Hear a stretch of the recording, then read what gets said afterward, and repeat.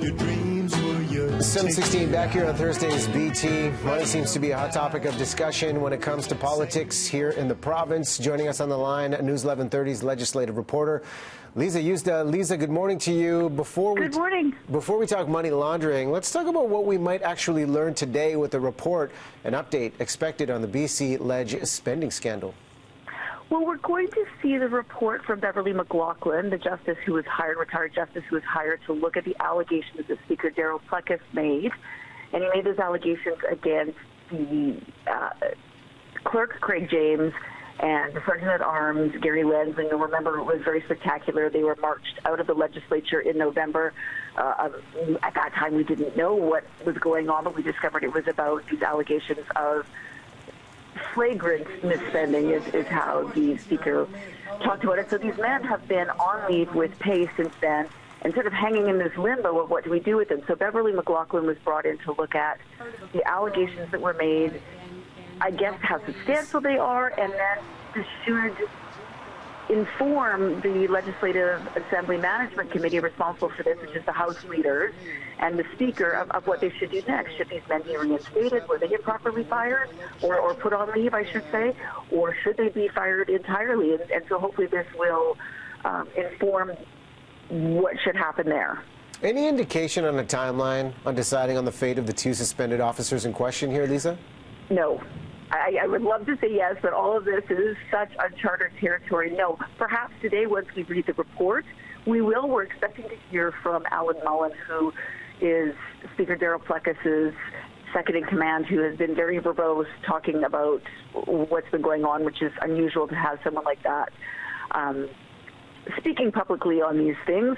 So we will hear from him, and then I guess it will depend what we hear from the House leaders as well, and the Speaker himself, because they're the ones who will make this decision. They are having a meeting tonight, a regularly scheduled meeting tonight, so I don't know if more will come out of that meeting or if we will hear more before that. Well, we'll obviously follow that for you here on City News and, of course, on News 1130. And the other big story in the past 24 hours really focuses on money laundering and the announcement of an official inquiry into money laundering here in BC. From the press conference yesterday, what surprised you about why now is the appropriate time to go ahead with this action? Yeah, just the fact that they're going ahead with the inquiry, I think, is the most surprising part, not because people aren't outraged and stunned by all the numbers. Remember, last week we heard that from these most recent reports that the government asked for dirty money by Peter German and then one looking into regulations by Maureen Maloney, that $7.4 billion went through the province just last year, and that's sort of a very conservative estimate, $5 billion of that in our real estate market. And so but despite that, the Premier and the Attorney General have said in the past that they didn't think that an inquiry was the way to go. Part of it being who they can ask questions of, being the criminals is part of who they'd have to ask, and I don't know how much they would have to say. So part of the surprise was just that this inquiry was being called. It's going to be fascinating to see what comes out of it. They said that they have the cooperation of the federal government, and that would be FinTrack, who people have said, have not been doing what they're supposed to be doing and have not been watching our pennies well enough. And the RCMP, and we've heard, that there's been no dedicated investigative unit in BC. They certainly have done investigations, but no investigative unit that's specifically to look at money laundering here.